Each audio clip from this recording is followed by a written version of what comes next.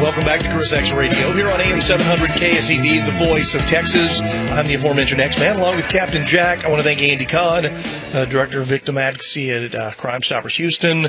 As promised, okay, now we'll come back to that here a little later in the program with, the criminals they're letting out, they've been stopped, fortunately, but they're still working around it. We'll get to that here a little later.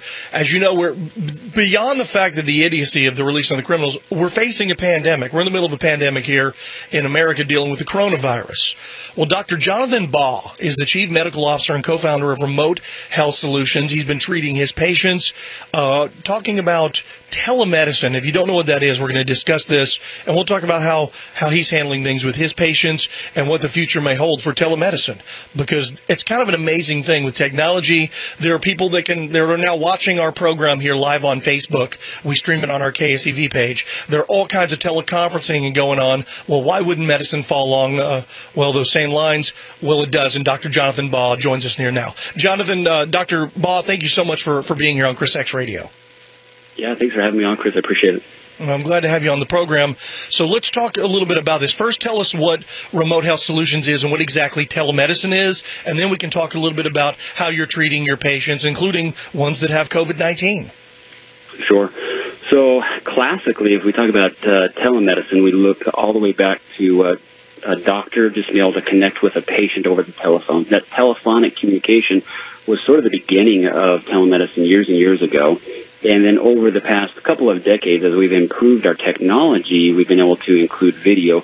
And then one of the things that makes Remote Health Solutions is unique is its ability to gather additional data. So we work a lot with the Department of Defense and the federal government, and then also in the commercial world as well. But we use devices that have associated peripherals, what we call them. So we might have a tablet with some Bluetooth blood pressure, oxygen saturation, something that gathered glucose, a glucometer, and things like that help us to not only see a patient, talk to the patient, but get their vital signs as well. So that's some of the advances that have happened over the past several years within telemedicine, and we've been able to be out in the front of that. And then what does that mean for now with all of this? Well, it means a few things. One, it means that we get to provide a little bit of safe social distancing even for our providers, so that maybe they don't need to be with the patient primarily, but also when they are not just initially evaluating a patient, but when we have a patient who is positive for or concerned for being positive for a COVID-19, then they get to be at home, and we can watch them there so that they're not congesting up the hospital. They're not having to go in the ER. They're not having to go in the primary care even. Well, this is a huge development. Once again, it's been happening over the last few years, but especially in the situation we're facing now. We're talking with Dr. Jonathan Baugh, Chief Medical Officer and co-founder of Remote Health Solutions. Now, Dr. Baugh, as you just pointed out, being able to treat a patient, one, they can stay at their home via your telemedicine. Two, is you keep them out of the hospital. They don't have to go in. Where, as we do know, there are cases where, unfortunately, diseases and things or viruses can be transmitted among various patients. We've seen what's happened in the nursing facilities with some of our older generation. So by being able to keep these patients at home and you being able to treat them far more effectively than just over a telephone now, sounds like these are huge advances, especially in dealing with a situation that we're in, like a pandemic.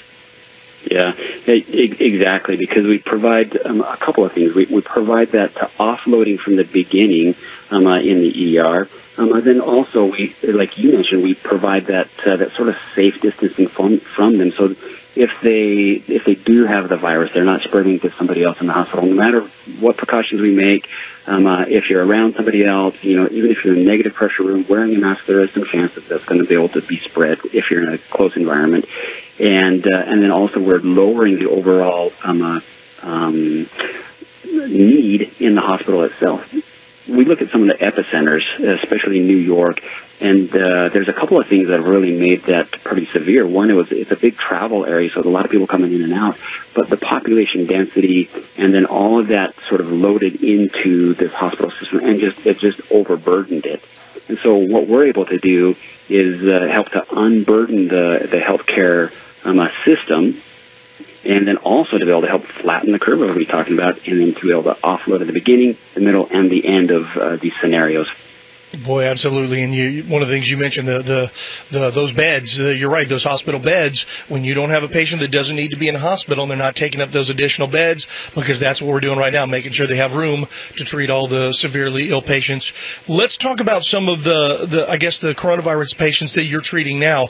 What are you seeing with your patients? How are you treating them? And I guess maybe you can also differentiate for those who don't know. What is the difference between this coronavirus compared to, say, the flu or these other colds that are going around?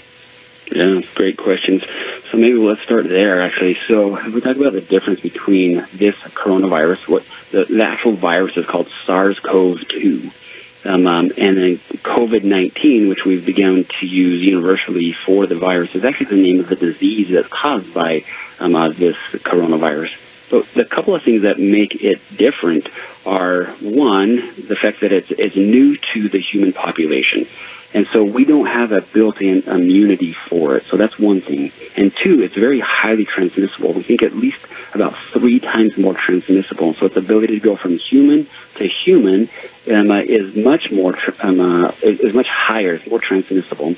And then the third is the fact that it has a pretty high mortality rate. If we look at the common flu, the influenza that does kill a lot of people every year in the States. It kills between 20 and 60,000 people in the United States every year.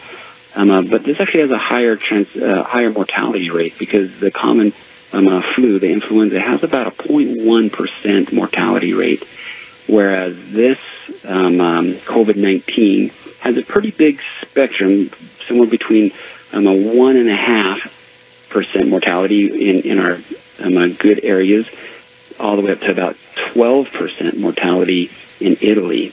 And so no matter where we're looking at, it has a much higher mortality rate than the influenza. So those 3 things really make it very unique. The fact that we don't have immunity for it, the fact that it spreads very easily, and that has a higher mortality rate. And so what are we doing? Oh, go ahead. No, that's. I think you were going there. I almost jumped in. Yeah, exactly. How are you treating this? What are you guys doing? So what we're doing, and I'll tell you a couple of things. So as an emergency medicine physician, so I work as an ER doc and as a telemedicine guy. We are seeing patients initially, and then those that are sick get to stay in the hospital. Those who are not get to go home. And so I'm not doing much treatment there, other than things to be able to help with their airway, albuterol and those type of things to be able to help with their breathing treatments and stuff. Maybe putting them on some oxygen. Now, the other side of it is within our telemedicine world, we're sort of in the same spectrum too, because it's the sick inpatient patients that are being treated with some of these new drugs or new therapies right now. Now, we are looking at, and we are using sort of across the spectrum, this hydroxychloroquine. And there is still a lot of debate out there about whether or not this is going to be effective. There's just not enough data yet. So we are using hydroxychloroquine with azithromycin to combat as much as we can. There is a lot of what we call anecdotal evidence that says, yes, it's working, but there's also several anecdotal evidences or events that are saying it's really not nearly as effective as we think. So we're using it, yes, and in some areas we are seeing positive outcomes, and in others we're not. So it's still split, and we're going to gather more data. As we gather more data, then they'll make a nationwide recommendation. CDC, FDA, they're all evaluating this as well. I know the FDA has come out and cleared hydroxychloroquine. Well, they haven't cleared it as a drug for use with this, but they have given approval to be able to use it off-label for COVID-19. And I think it's interesting because you bring up a good point. When we're talking about hydroxychloroquine and maybe some of these other, with the Z-Pak and that sort of stuff to try to treat these patients. You mentioned, as you said, this is new to humans. We haven't had really much time for any trials to go through there and fully vet the drugs and the treatments that normally you guys do, as we've done with the flu and various other illnesses. So I guess in many ways we're trying to treat this thing as it's evolving, as we're trying to do this, and this is just one of the avenues, I guess, it's being pursued. Yeah, you're exactly right. And what we're trying to build the bike while we ride it, so to speak, and that makes it difficult because we've shut down our economy, the world's greatest economy. We've shut it down, and for good reasons, to be able to try to flatten this curve and reduce mortality.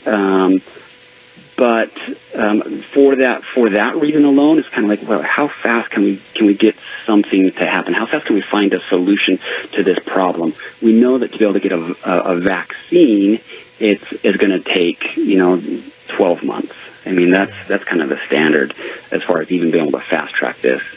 And so we want to find a solution. Everybody's hard pressed to be able to find something, but it's going to take some time before we get enough data, enough patients that are under investigation, and enough randomized trials to be able to say, yes, definitively these things work and they don't cause adverse outcomes, or we know the outcomes or the adverse outcomes. For instance, like hydroxychloroquine, we know it causes some QT prolongation, which is lengthening of some of the electrical conduction within your heart.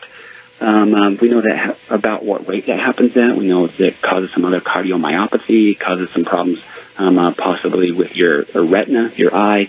But we know the numbers of those because hydroxychloroquine has been around for about 70 years, so it's been being used. It's just a matter of, as we introduce it with a new disease, is it going to carry effectiveness? And as we combine it with something like azithromycin, maybe an additional antiviral like remdesivir, are those adverse outcomes or adverse effects going to sort of join together and make the whole thing worse? And that's what we're trying to study. We're trying to make sure that we, first and foremost, do no harm, right? And Absolutely. Then can we find a treatment that's effective? And you're right, that's a tough thing, and we're going through. And as I've said on the program before, we're still pretty much in the initial phases of this thing. This is all very brand new, relatively speaking. Dr. Jonathan Baugh, we're out of time, but I want to make sure that people can continue to follow you. I know once again, you're the Chief Medical Officer and co-founder of Remote Health Solutions. People can find out more information, rhsusa.com, rhsusa.com. I guess, what would you say in parting thoughts for our listeners regarding coronavirus and some of the things they should do? I mean, the mask and, of course, the public distancing, but I'm guessing just try to stay away from people that might potentially have the virus. Yeah, stay away from people who might have the virus, and then be kind to those who might catch the virus and have adverse outcomes. So that's why we're doing the social distancing. Remember to wash your hands, be safe, wear a mask even if you're asymptomatic and you're going to be out amongst those who might contract that. And if they want to find out more, look at good sources like CDC, NIH. Those are the places to be able to look. You can look on our website, rhsusa.com. We've got good solutions. If you're a healthcare organization or someone else, we've got solutions for you. Dr. Baugh, thanks for your time today. I appreciate your expertise. Thanks, Chris. Appreciate it. Have a great day. Dr. Jonathan Baugh, once again, Chief Medical Officer, co-founder of Remote Health Solutions. And it's a telemedicine company. You need to go check it out. The way they're treating their patients and the way he's treating his, rhsusa.com. If you want more information, go check it out. I encourage you to do so. I told you guys I was going to get a doctor on. We got a professional. Now, you've heard. It's good to hear that they're using what they can as safely as possible to treat these people. But clearly this is a real issue. I'm sure you probably guys heard about the UK Prime Minister Boris Johnson. He's been intensive care unit because of COVID-19. So it's a bad thing. We're seeing some good things happening out of New York now, I guess. They don't need additional ventilators. And while they're saying that it's not necessarily great news, the death rate has been effectively flat for the last couple of days. So possibly flattening that curve. All right, let's take a short break. I'm Chris X. Don't you go away. We'll go ahead and open up the phones. 281-558-KSEV, 281-558-5738. Don't go away. We'll be right back.